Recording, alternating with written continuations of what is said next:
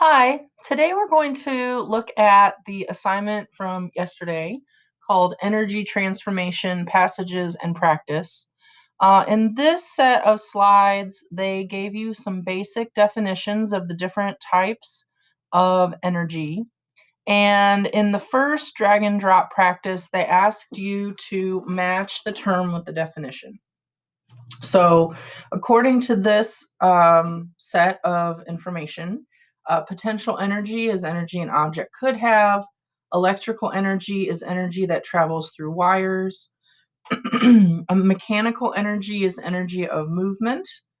Thermal energy is energy of temperature. Sound energy is created by vibrations. Chemical energy is stored energy that changes. And kinetic energy is energy being released.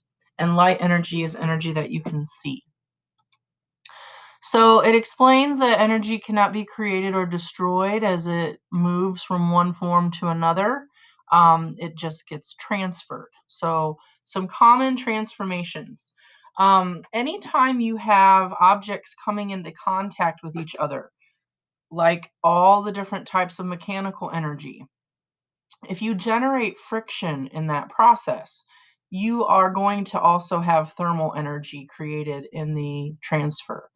Um, a lot of the energy as it transforms from one to another generates friction. It could be between the objects, like the hands you see rubbing together on this slide, or even just the molecules moving past each other.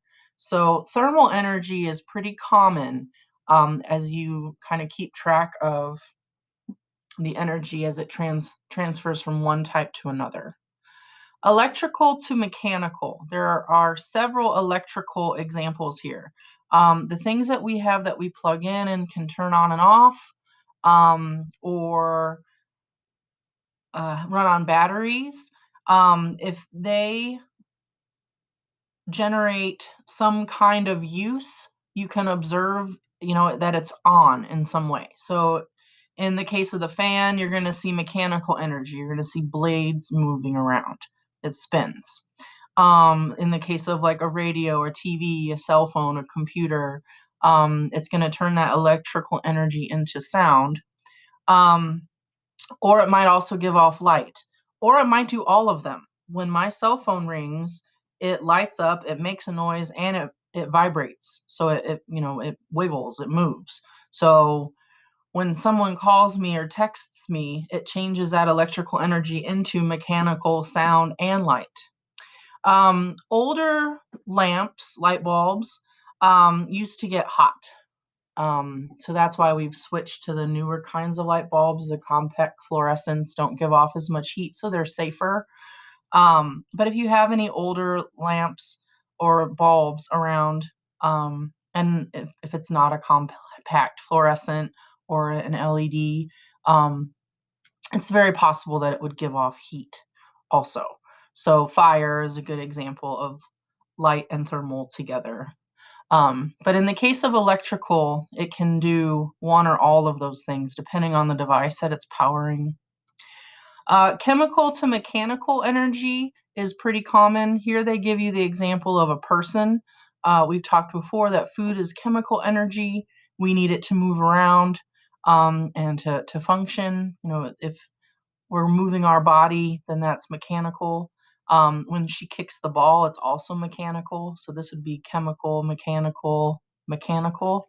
Um, Cars that run on gasoline, it's using chemical. And you want to go somewhere. If you're getting in the car, that would be mechanical, because of the gears and the tires and things move when you release that energy from the gasoline. So chemical to mechanical is pretty common. So these are good examples. Slide 7, 8, 9, 10, and 11 are very common transformations. So if you are trying to figure out the other person's YouTube video post, you could use this slideshow as some help there. On this slide, we have some practice. They give you a situation, and you need to identify what type of energy is taking place at each step of the transformation. This is what you needed to do with the YouTube videos. So we have you plug in the lamp through the wire. So the electrical energy is going to come through the plug and into the lamp through the wire. The light bulb creates visible energy, that's light. The light bulb becomes hot, that's heat. Striking a match. When you strike a match, you are causing one object to come into contact with another, and it creates friction, so that's mechanical. It gives you the flame that you can see. I think I grabbed sound there, hang on. Which is light. And the flame that can burn you is heat. So, I mean, if you wanted to do heat first and then light, it's fine. They kind of happen at the same time when you strike a match. But the heat really would go first if you got real technical about it. But those are the two things that come from striking a match. Rushing water in a river. Those are going to be molecules moving past each other and running into things. So that's mechanical.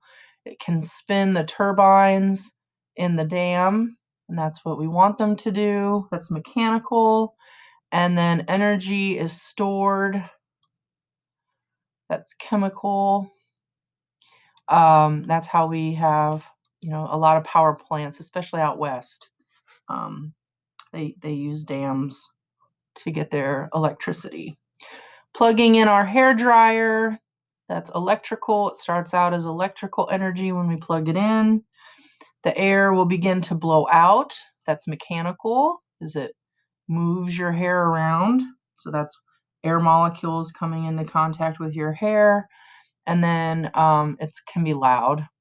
It also can be hot, depending on the setting. Here they don't add heat to the steps, but you could put heat and sound together there. So here they give you the actions, and you had to identify what kind of energy was taking place at that step. The next practice page gives us energy transformations where they tell us what kind of energy it is, and we have to figure out what is happening there. Okay, so for these, we would have chemical energy stored in an apple, mechanical, the basketball player runs out on the court, and then he begins to sweat. So he ate that apple to get some energy to go run around. The second one, chemical energy stored in a battery. The batteries power the radio. That's the electrical part. And then we hear the sound, the music. Electrical, the toaster is plugged in. Heat, so this electrical thing makes something that's warm. We can cook our bread. And then mechanical, the toast pops up after heating. And then we have mechanical, rubbing logs together. Heat, friction is generated. Light, a flame is produced. I don't know that I would try rubbing logs together, but sticks might have more luck there. But I did not make this slideshow. You need to be able to do this and this and this. Okay. You need to know the definition of the different types or forms of energy. That's lesson 2. And you need to be able to look at a series of events or something that's in motion, like the slow-mo videos, and tell what types of energy you start with. What am I starting with when this thing starts moving or something happens? And then what does it turn into along the way?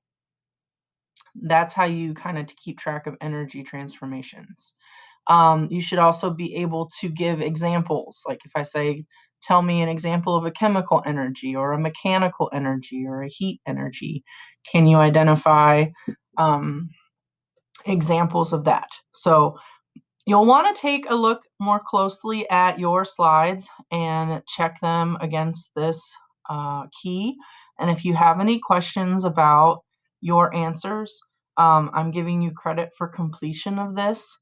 So you'd want to check your own answers and let me know if there are any that you came up with that on yours are not matching up with these. to see maybe where the disconnect is. Okay, this was all practice, so it's just a completion grade.